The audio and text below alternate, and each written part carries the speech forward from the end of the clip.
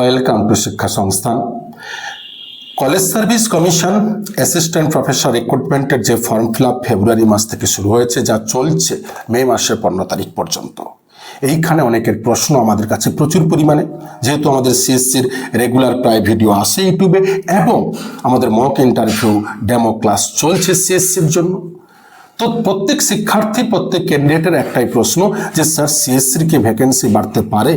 অবশ্যই 2019-এ 2024-এ তৎকালীন government post থাকা সত্ত্বেও একটা কলেজে দেখা যাচ্ছে ম্যাক্সিমাম কলেজে একজনও হয়তো টিচার নেই, সেট দিয়ে চালাচ্ছে, কোনো টিচার নেই, ফুল প্যারা টিচার দিয়ে মানে গেস্ট দিয়ে চালাচ্ছে, তাদের রিক্রুটমেন্ট নেই। এই যে বিষয়গুলো আশা করা যায় এগুলো বন্ধ হবে।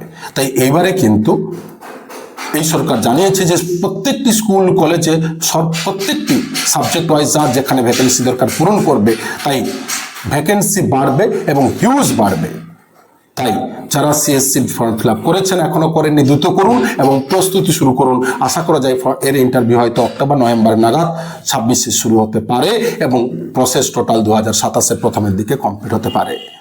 ধন্যবাদ। আরও বিস্তারিত জানার জন্য অবশ্যই আমাদের ইউটিউব চ্যানেল, আমাদের ফেসবুক শিক্ষা সংস্থান বেলঘরিয়া ফলো করুন।